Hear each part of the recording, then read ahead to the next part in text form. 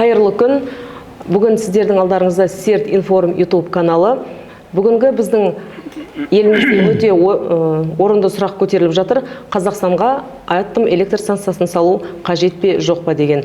Жалпы әлемнің 31 елінде бұл АЭС салынған болатын. Бірақ ол мемлекеттердің барлығы технологиясы дамыған озық мемлекеттер. Ал біздің Қазақстанның әлеуеті бұны қаншалықты көтереді деген сұрақ. Өздеріңіз білесіздер, 6 қазан бізде жалпы халықтық референдум.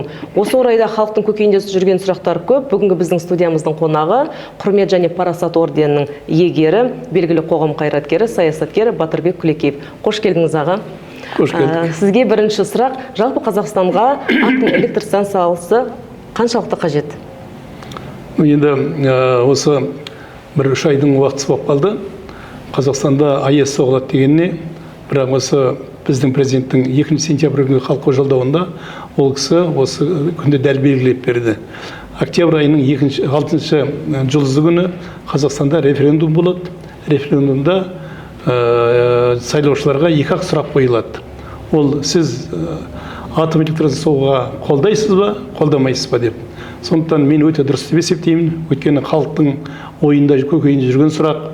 Өткенде Алматыда біз теледидардан көріп отырмыз. Көбісі айқайлап жатыр. Сондықтан осыны қазір теледидардан осы депутаттар бар, басым блогерлар бар, осылардың барлығы халыққа осы АЭС-тің қаншалықты пайдасы бар екенін, қаншалықты зияны бар екенін ашық айту керек. И 6 октябрьде Қазақстан халқы өзінің дауысын береді. Егер халық қолдап АЭС соғылатын жағдайда бізге не береді? Шынымен де бүгін таңда біреу біледі, біреу білмейді. Қазақстан осындай кең алып жері болғанымен біз өзіміздің пайдаланатын электр энергиясының бүгін таңда біз 70%-ін ғана өзіміз өндіреміз да, 30%-ін Ресейден сатып алып отырмыз. Неге баға қымбат дейді? Өйткені сырттан импортқа сатып алғаннан кейін оның бағасын бізге сатушылар өздері қояды. Сол себептен міндетті түрде бізге қосымша электр қуаты қажет. Ал бүгін таңда біздің барлық осы жылу беретін, электр энергиясын беретін Екібастұздағы біздің осы тестеріміз, Тараз қаласындағы барлық жерде осылардың барлығы да мұнаймен, газмен или көмірмен жұмыс істейді. Ал Екібастұздың барлығы енді көмірлер жанында болғаннан бәрі көмірмен жұмыс істейді. Оларға қарағанда атом электр станциясының әрине қауіпсіздігі де, және де күші де, қуаты да үлкен және зор. Енді өзіңіз білесіз, мынау 1986 жылғы 26 сәуір Украина халқының тарихында қанды әріптермен жазылып қалды. Чернобыль апаты болды. Бұл үлкен халыққа алып келген қайғы. Енді қазір осы Чернобыль апатының ұқсас жағдай Қазақстанда қайталануы мүмкін бе? Қаншалықты қауіпті? Халықтың көкейінде жүрген басты сұрақ осы негізі. Әсел, ең бірінші, сол Украинаның өзінде қазір 2 жаңа атом электр станциясы соғылайын деп жатыр. Енді сол, Украина халқы көрді ғой, ол кезде 86 жылдары біз жұмыс істеп жүретіндігіміз, талай жастарымыз барып, соны құтқаруға, соны залалын азайтуға жұмыс жасады. Қиыншылығын көрген Украина халқы Чернобыльді жауып тастап көшіп кетті.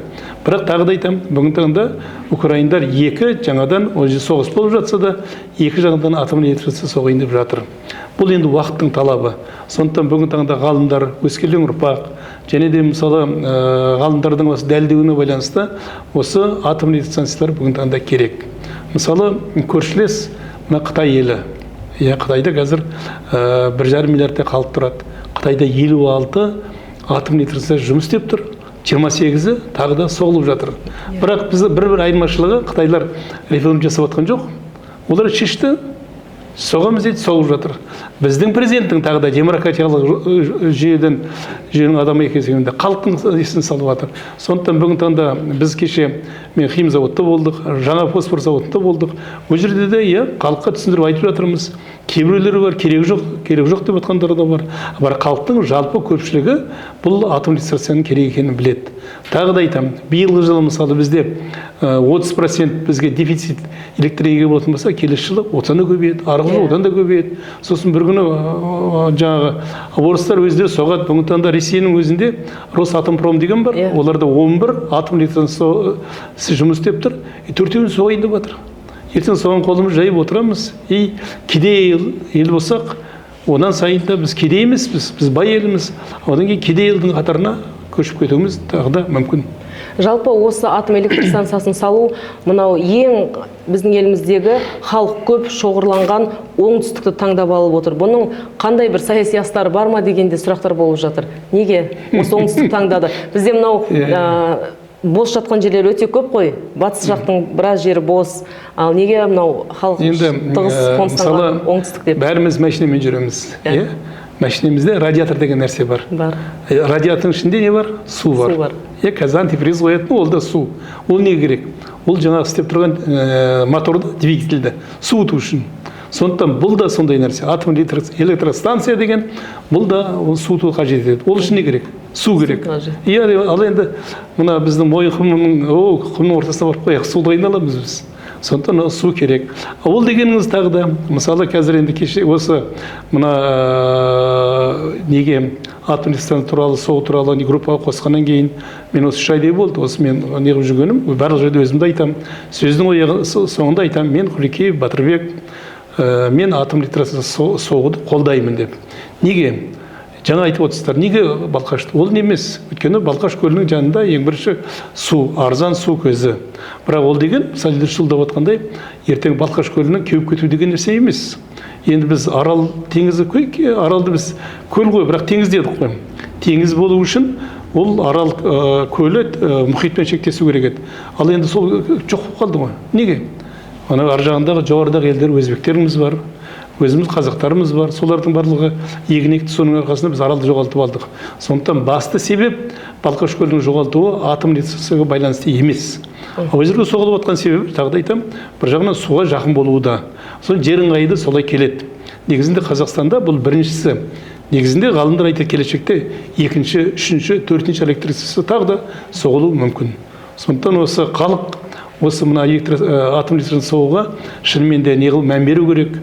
Осындай жиналыстарға қатысу керек, телевизордан көру керек. Ал оның әрине, мысалы Чернобыльда болды, 86 жылдан бері қанша жыл өтіп кетті? 38 жыл болады. 38 жыл болды, иә. Бірақ сол тағы да айтам, солардың өздері екі атом электростанция соғып жатыр соларда. Сондықтан одан қорқатын ештеңе жоқ. Енді жалпы Батырбек аға, 6 қазан күні референдумда атом электростанциясын салуды халықтың басым көпшілігі қолдап, осы оң нәтиже берген жағдайда бұл құрылыс қанша уақытқа созылады және қанша жұмысшы күші тартылады? Олар қайдан келеді? Әдеттегідей шетелден алып келе ме, әлде жергілікті өзіміздің азаматтарымыз бола ма? Ең бірінші осы әңгіме Қазақстанда атом электростанция соған дегеннен кезде 4 ел өздерінің ұсыныстарын жасапты. Енді біз көбінесе газетті оқимыз, телевизордан көреміз. Ол қай елдер? Қытай, Южный Корея, Франция, Ресей. Осы елдер, тағы да бір елдер бар, соққысы келеді. Өйткені бұл өте аса қымбат құрылыс болып есептелінеді. Жалпы сомасы где-то 10 миллиардтан 12 миллиардқа дейін соғылады, бағасы сондай. И соғылу уақыты сондай, 10 жылдан жоғары уақытта соғылады. Рұқсат берілген жағдай 10 жылдан соғылады. Ал енді бүгін таңда олардың барлығы, мысалы ертең өнәріне ғалымдар біздің Қазақстанда ядерный физика бар, атом туралы институтымыз бар. Осылардың барлығы әрине тиісті ғалымдар айтады, мына елдің проектісі дұрыс. Ең бірінші тағы да бір айтатын нәрсе, мысалы жаңа мен айтып отырмын ғой, бағасы 10 миллиардтан 12 миллиардқа болмаса, соның 40%, то есть где-то 40 миллиарда, вернее, 4-5 миллиарды қауіпсіздік шараларына жұмсалынады. Сол себептен бұдан қорқатын жоқ. Жалпы осы қазір біздің Қазақстанда енді атом электростанциясы жоқ қой, дәл қазір. Енді ол соғылған жағдайда жалпы салыстырмалы түрде не өзгеруі мүмкін? Ең бірінші экономикамыз өзгереді. Енді мысалы өздеріңіз қарасаңыздар, қазір мысалы бұрында айтатын тұғымыз. Бірақ қазір біздің Қасым-Жомарт Кемелұлы Тоқаев осы әсіресе кейінгі 2 жылда қазір шетелдің инвесторларын бізге тартуға көп күштерін жасап жатыр. Көп күштер, оның ішінде Қытайлар келіп жатыр. Осылардың барлығына бірінші кезекте не керек? Бірінші электроэнергия керек, екінші су керек, үшінші газ керек. Осылар үшін ең бірінші электроэнергия. Мен тағы да айтамын, жаңа бүгін таңда біз 29,5 па, почти 30% электроэнергияны сатып алып отырмыз. А егер инвесторларға тағы да электроэнергия керек қой. Сондықтан біздің экономикамыз көтеріледі, халықтың әл-ауқаты жөнделеді. Құдайға шүкір, Қазақстан бүгінде да жағдай ешкімге кем емес. Әрине өзіміз болғаннан кейін өзімізді кей кезде сынай береміз. Ол табиғи процесс барлық жерде. Кешегі мысалы Францияда да күнде завод, Германияда завод болып жатыр ғой, ол үшінші жоқ ол. Ол табиғи процесс, халықтың тілегі, ниетіне байланысты болатын нәрсе. Сондықтан егер біз атом электр салатын болсақ, тағы да айтамын, электр өндіретін өнімдер арзандайды. Халыққа инвесторлар, шетелден адамдар көбірек келеді. Енді біз сияқты бай ел, осындай кең жері бар, алып жері бар, шынымен де бай болуымыз керек. Жалпы осы атом электр станциясының орнын алмастыратын басқа жағдайлар бар ма? Мысалға біздің Жуалыда өзіміздің мынау күн көзінен қуат алатын осындай құрылғылар бар. Дәл осылай сияқты алмастыруға болатын әлде болу мүмкін ба? Енді мен ол кезде Жуалы ауданында істедім ғой. Оның мысалы сатып алу, өзін өзі ақтауы 25 жыл. 25 жыл. Одан кейін қазір мынау біздің өздеріңіз білесіз, Қордай ауданының Алматыға кетіп баратын жолдың жағасында Жаңатасқа өткен аптада біз барып келдік. Жаңатастағы таудың төбесінің барлығында мынау жел ветровой электр станция солар тұр. Бұлар да пайдалы. Бірақ бұлардың бәрі тағы да былай. Күннің көзіне байланысты. Табиғат күннің өзі жақсы електен беріп тұрса, олар жел болып тұрса сонда. Ал ол болмаса, не болады. Одан басқа күннен кейін табиғи процесс түн келеді ғой. Түнде ол солнечный электр станция аталады күннің. Түнде ол болмай қалады, электросы азайып қалады. Ал мысалы мынандай мысал бар. Атом электр станциясының бағасын, мысалы, 1 тонна көмір жағу үшін, болмаса 1 тонна мұнай жағу үшін, 1 тонна расходтың орнына, мысалы көмір, болмаса 1 тонна мұнайдың орнына, бұл жерде 10 грамм не пайдаланады екен, уран пайдаланады екен. 10 грамм деген не, ол бір чайник асы шығар де. Екінші тағыда, мысалы дүние жүзінде уран деген, бұл атом электр неден жасалады? Бұл ураннан жасалынады. Ал енді дүние жүзінде ең табиғи уранның запасы көп екі ел бар. Ол Австралия, екінші Қазақстан. Қазақстанда бүгінде зерттелген 900 мың тонна біздің запасымыз бар. Ал сол біздің қазір жаңа өзің айтып отқандай 40 елде атом электр станция болса, солар бізден сатып алып отыр. Олардың өздерінде уран жоқ. Біз сонда әлде шикізат есебінде өзіміздің шикізатымызды сатып отырмыз, бір тиын тебенге. Бірақ өзімізде жоқ. Өзімізде жоқ.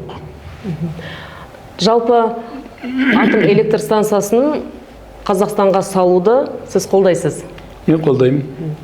Құрметті көрермендер, 6 қазан күні өз дауыстарыңызды барып, жалпы халықтық референдумда беретін боласыздар. Қалай таңдайсыздар? Ол қажет пе? Жоқ па? Әрине шешім өзімізде. Президент бұл шешімді халықтың өзіне беріп отыр. Сол күнгі таңдау сіз үшін де, біз үшін де, болашақ ұрпақ үшін де маңызды болып отыр. Алтыннан қымбат уақытыңызды бөліп келгеніңіз үшін сізге рахмет, Батырбек аға. Келесі кездескенше сау болыңыздар. Алаш серттен таймасын.